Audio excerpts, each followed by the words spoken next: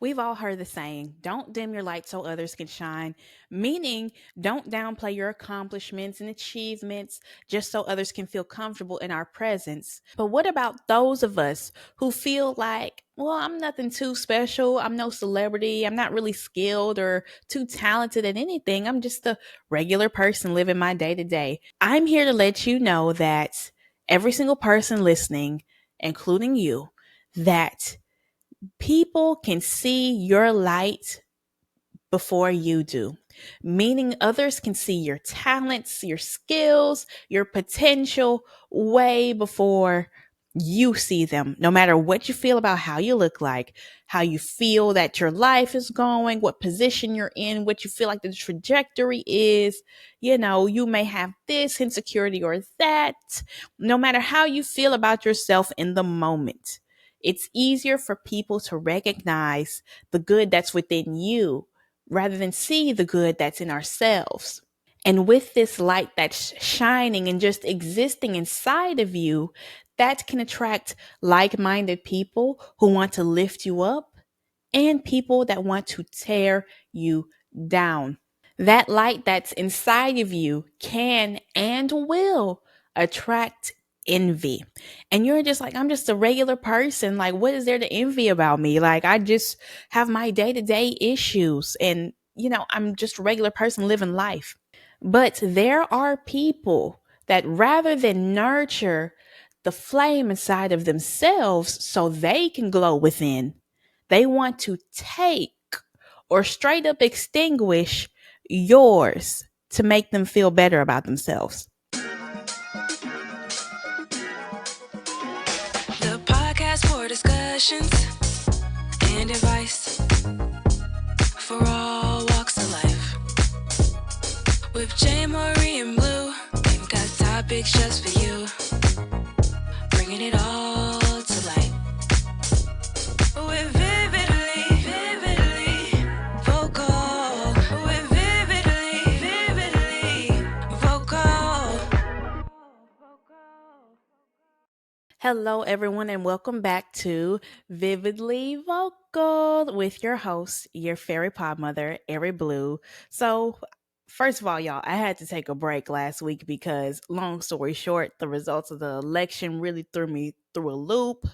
But you know what? It is what it is. We're going to be okay.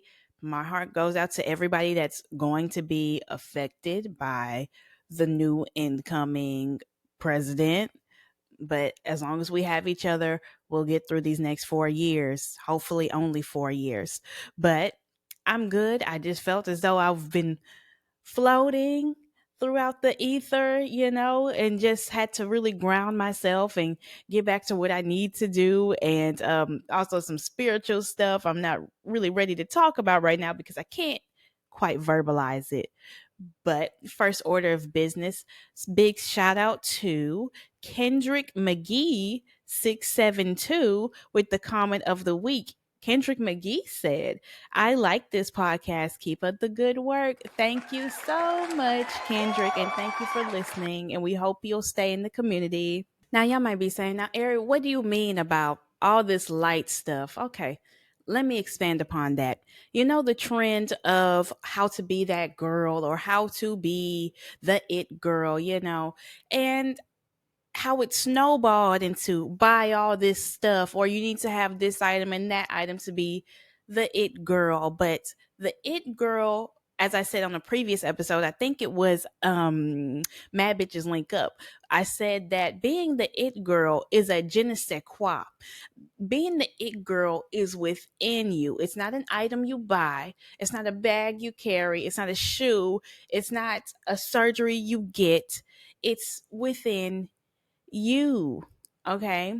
It's knowing that no matter what, you're going to be okay. Everything you touch turns to gold. Everything is going to work out in its greatest good for you. So you don't need to worry about, oh, who thinks I'm this and who thinks I'm that. Everything's going to work out. The chips fall where they may. Being the it girl is acknowledging the greatness that's inside of you and not being afraid to show it. It's the light, it's the energy within you. That's what I mean by light, so to speak, in this episode. And you would be surprised how many people take offense to you being at peace with yourself, being comfortable with yourself, and saying, I'm great. I'm worthy. I'm worthy of a good life. I'm worthy of love, respect. A lot of people take offense to that because how dare you be confident, but they call it conceited. How dare you not struggle with the same issues that I do? How are you so lucky? Why do you get to make the decision, even though they can make the decision themselves, to be at peace and comfortable with what's within them? Do some soul searching and find out what's within you and what makes you special. Like I said in another episode, I do believe people are socialized to be losers in general. Like, you're not supposed to aspire to be bigger than the next person. You're not supposed to like who you are or like what you do or be comfortable with the skin that you're in. But when they see a person make the radical decision, it is radical to decide, no, I like me. There's nothing wrong with me. I'm comfortable with me. If I'm happy with me, what does everybody else have to say? What does that matter in the grand scheme of things?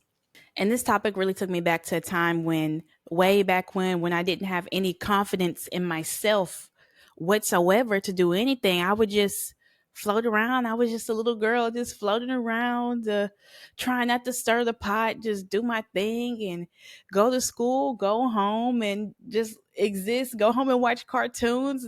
That's what made me happy. Like, I don't want to bother nobody or anything to that effect. But people still kind of had it out for me, like, but I didn't see it back then. But looking back now, it's like it makes sense.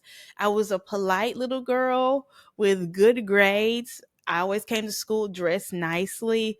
I was pretty smart, had friends, not a lot of friends, but I had close friends, and some people take great offense to you having this boom, boom, boom. Oh, so you're pretty, you're smart, you're nice, you're this, you're that. Why do you get to have all those good qualities? Hmm. Let me spin this yarn for y'all. So my little sister started high school. It's my baby sister. She's quiet. She's shy as well. She's tiny. She's like 4'11". She's 15. She's 15. I'm 25. We're 10 years apart. And she recently had a few issues with another girl at school. She's the type that never gets into trouble. But I know if she watches it, she'll be like, why are you telling all them people my business on your podcast? You ain't need to talk about it. Be quiet. This is my job, girl. So, but you know how your mom always tells you school isn't a fashion show, baby. She is the fashion show. She will come to school. She dressed better than me at my age, way better than me. She would just come in with bracelets on, jewelry, rings on, necklaces on, dress fitted down to the nines, like smelling good, hair done. And, she was the fashion show, or she is the fashion show, rather. But this one girl at school just had it out for her. This girl would just give her this crazed stare in the hallways. Like, between classes when they transition, she would be like, Aery, this girl got it out for me. She's bigger than you. I'm 5'4". So my sister's 4'11". I'm 5'4" ish, 5'5" ish. And this girl is taller than me considerably, apparently. She was one of those, do you think you better than me kind of girls? You know, them kind of girls. And it's really sad that from childhood that develops. It's sad. And whatever issue she had, it kept getting bigger and bigger. And she was just saying Instagram is really big with the kids or whatever. I don't, I don't know. But Instagram through the DMs, like, she was saying some wild shit to my little sister. She wanted to inflict some serious harm on my sister. And it damn near makes me angry because I crash out about mine. Okay. Like, my sister is like my baby to me. Like, she's like my first child in a sense. But, one thing about her that I really admire is that my little sister has a very strong sense of self. She's very composed. She's real demure, very mindful, very cutesy. And this girl's in the DMs talking about, I'm gonna break your face. I'm gonna do this to you. I'm gonna do that to you. I'm gonna have you jumped. And my little sister's like, eye roll emoji, side eye emoji, straight face emoji. And it just made her spiral and crash out even harder. See, that's what in spirituality is called starving the spirit. When you don't give the spirit or the person or the energy that they want, she wanted a rah rah. She wanted all that rah rah shit. But when you don't give the people what they want, instead you laugh at them, kind of make a mockery of them, so to speak, make them seem absolutely ridiculous. There is no, oh, you just letting somebody punk you. No, there is, you're not deserving of my energy. And that's really what made me proud of her in a sense. Because girl, like, you're just unbothered. That's my baby right there. That's my baby. But it did upset her because no kid should have to go to school being worried that they're going to get attacked. But it did upset her. She's still a child at the end of the day. But she didn't have to say any words back to this girl. Now I know y'all like Aery. Be honest, what's the real story? Why is this girl so mad at baby sis? It's very long and convoluted story, like I would, like all high school drama was. But let me narrow it down for you. So baby sister and the girl shared some friends, or a friend. Baby sister was getting close to the friend in the middle, and the girl had some insecurity. She felt like she was being outcasted in a way. But the person in the middle didn't make the girl's insecurities any better. In fact, they played on it because they like to see drama. So they like to instigate fights. So this person in the middle was saying, "Oh, she thinks she's better than you. Oh, she thinks she's this. Oh, she said you're that. Oh, she looks down on you." Things of that nature. And it snowballed out of control to the point where this girl was on a mission to destroy baby sis. And baby sis is like, I'm confused. I don't even know this girl. I don't even talk to her. I don't have no classes with her. So, Eric, I'm confused. I don't know what's going on. Basically, this middleman friend put a battery in this girl's back. So from that point on, this girl had a vendetta. She wanted to go, she was out for blood for my baby sister.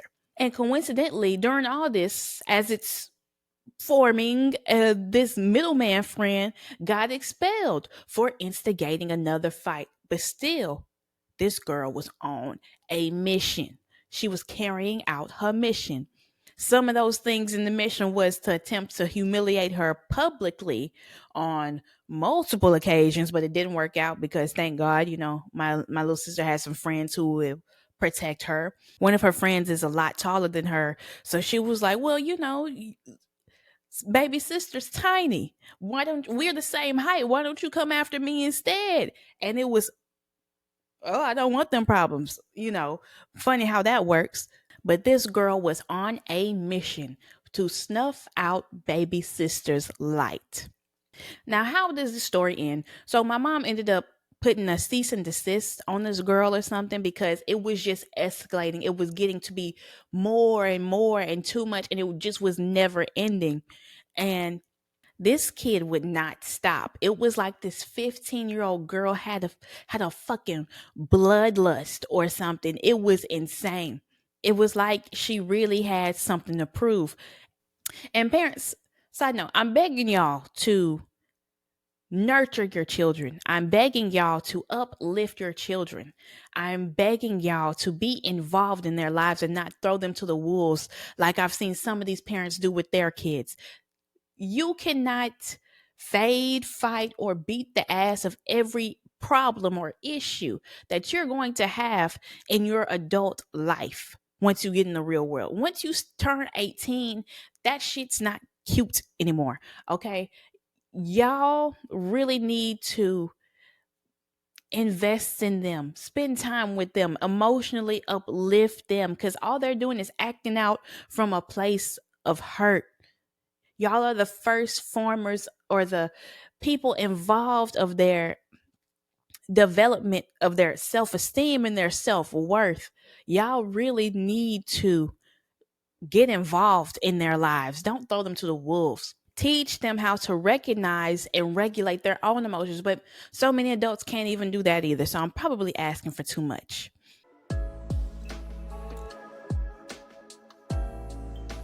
We're here for you. Do you need advice to vent, spill some tea, or just want to chat with Blue and J. Marie? Vividly Vocal's advice hotline is open. Email us at askvvpod@gmail.com and we'll read your email on an episode of the show. Yes, come connect with Vividly Vocal. We are on Facebook, which is going to be Vividly Vocal Podcast. We're on YouTube, which is going to be Vividly Vocal Podcast. We're also on Instagram, which is Vividly Vocal Pod. We're on Twitter as well, or you can call it X, that's at Vividly Vocal. And we are on TikTok, which you can find us at Vividly Vocal.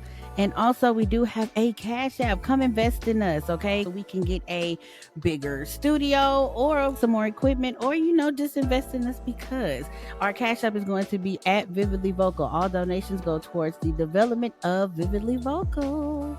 And now, back to the show.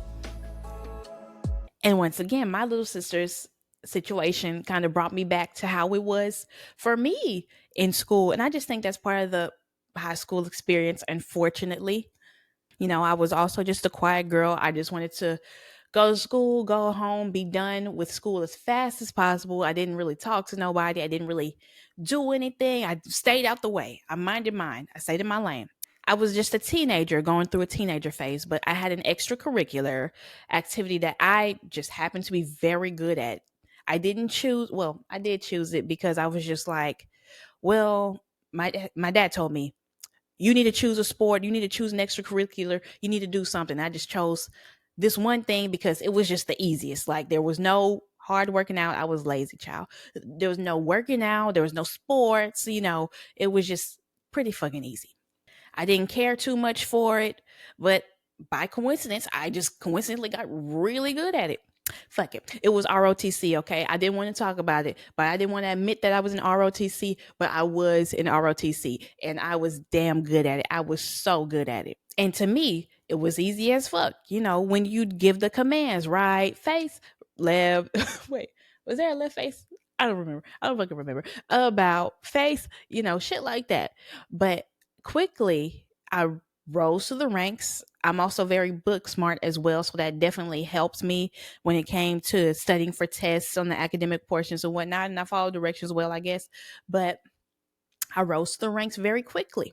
One thing about ROTC, it's a cult, basically. No shade. Well, you know what?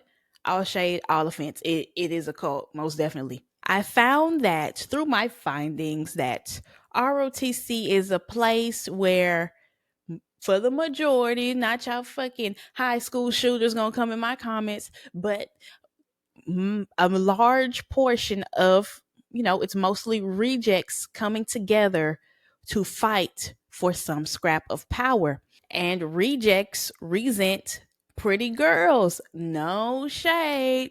And as I rose, I found that I had a target on my back, essentially. Now, I'm not the type of person, I wouldn't say I do have a resting bitch face. I'll give you that. But I'm not the type of person to just go out of my way and be in everybody's face and be in the mix and whatnot. And people were kind of bothered that I didn't have to do that. Like, I didn't, a lot of them kiss ass to the teacher, or like the commanders. I forgot what the names were of the class. We had two teachers and they would be up their ass like a suppository girl. So I didn't have to do that. I showed that I had a natural talent for ROTC or whatever the fuck. And they would come to talk to me about, oh, being in this position and that position. And I would be like, I guess. Meanwhile, you got all these people over here fighting to be in charge, to be the boss. But I'm like, I'm okay. I mean, I'm good. I mean, I guess I'll do it, but like, it's no big deal to me. But the way a lot of people were looking back, it all makes sense. It's all, it's all clicking. Hindsight is 2020.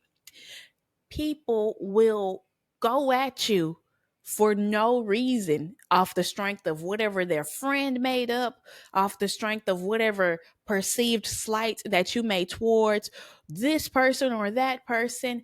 It doesn't matter. If people want a problem with you, they're going to have a problem with you. They try to snuff out my light.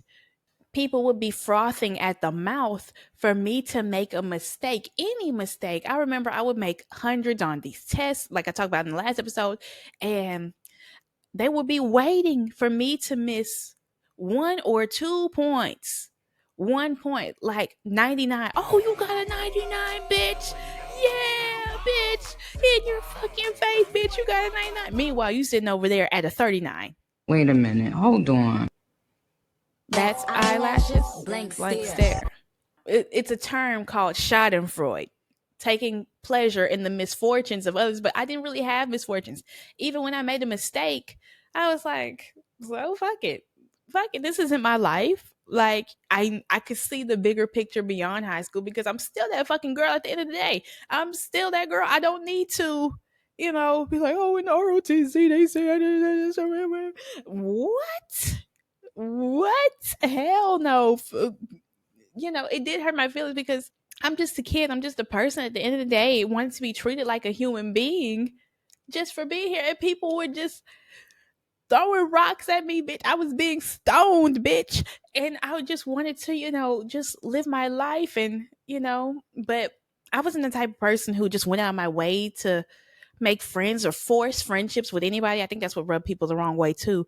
So I just like things to develop naturally, and people take that as rejection. So I've been studying human design, and my inner authority is called emotional authority. So with an emotional authority, you need time to kind of ride through your wave of emotions to decide if a person is for you or not. To not make snap decisions on, oh, okay, you're my friend, let me tell you all this and all that. I've always just been that type of person. Let me feel you out, let me see how we connect and how we do this and that. And if the people that can't, quote unquote, ride your wave, wait for you to ride your wave out and wait for your emotions to settle, they are not for you. And I would just always come to determination, if you can't rock with me, you're just not for me. And that's okay. You have plenty of other ROTC friends you can hang out with. I'm fine with that. Just because we're in ROTC doesn't mean we got to be butt buddies or something. But a lot of people were butt buddies, no shade. But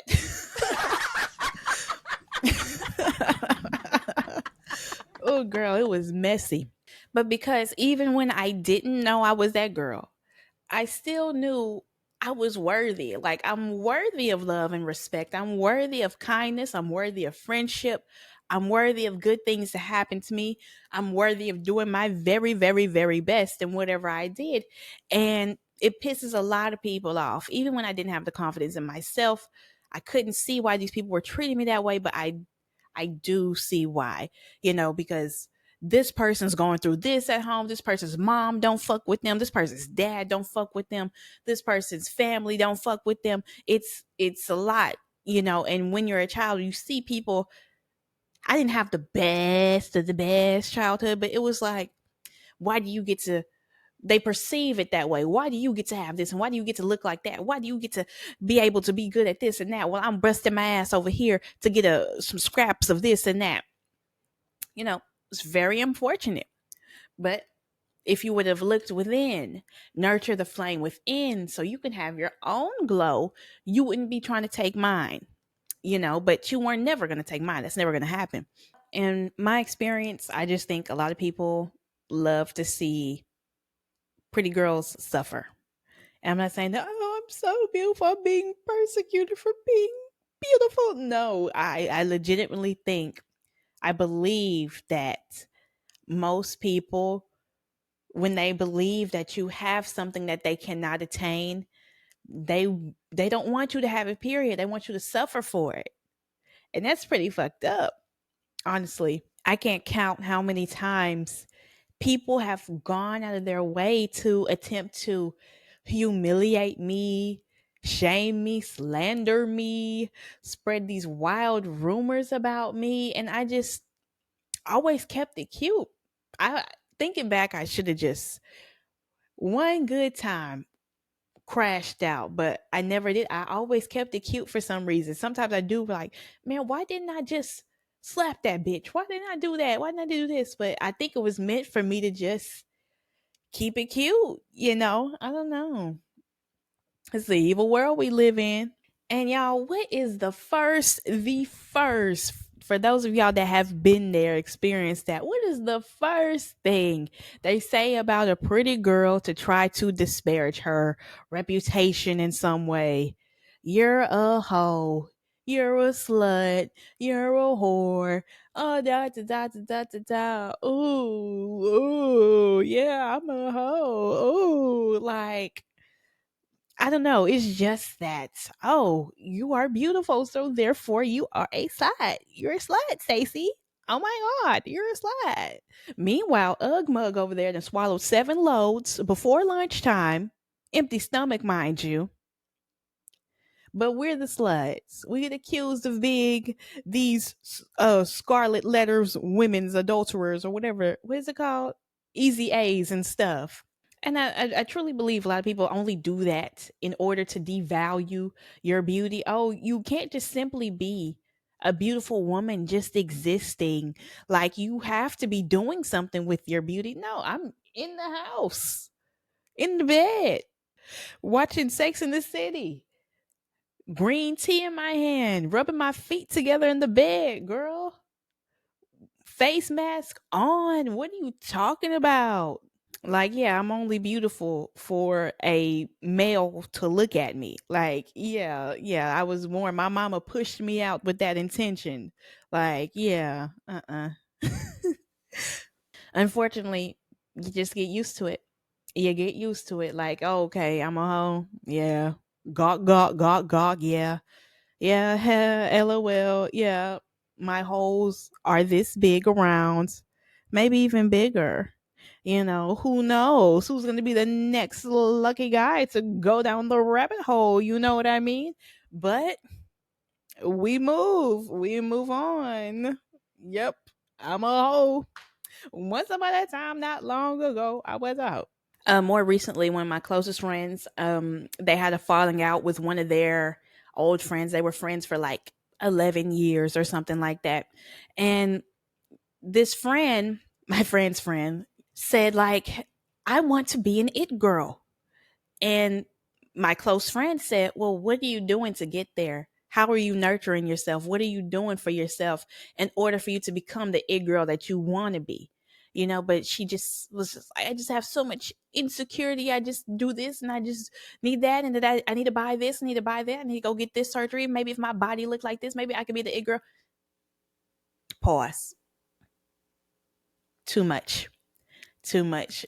If you're making the road to becoming the it girl so complicated, you're going to get overwhelmed and you're going to be always thinking, man, I need this that next. I need to buy that next. I need to get this next. I need to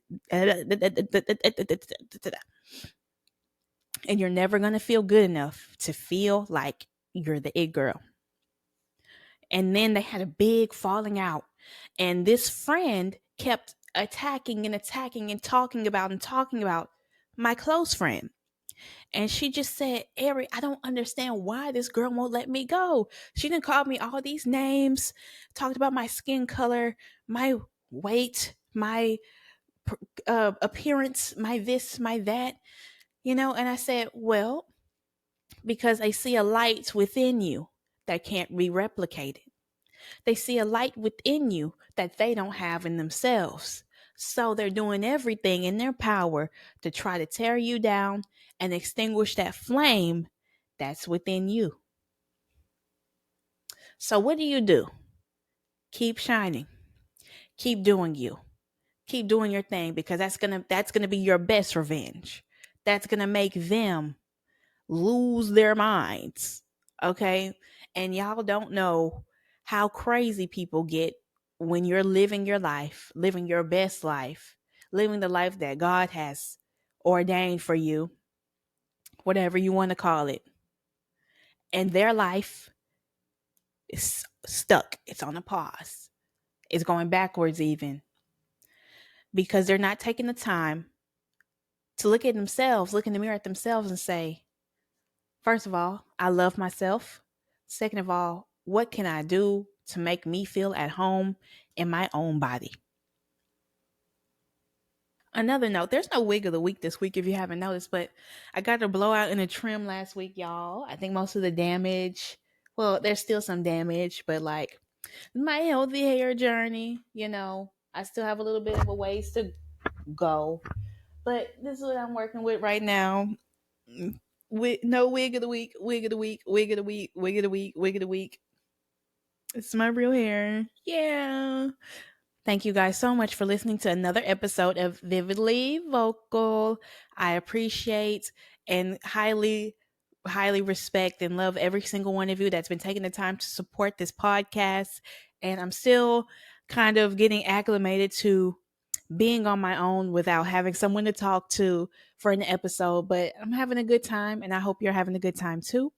But as usual, we'll finish the episode with a positive quote to keep y'all going until we talk again. You know, when you start to show up for yourself, life starts to show up for you. Thank y'all so much for listening. This has been your host, your fairy pod mother, Aery Blu, and keep shining, y'all. See y'all later. Bye.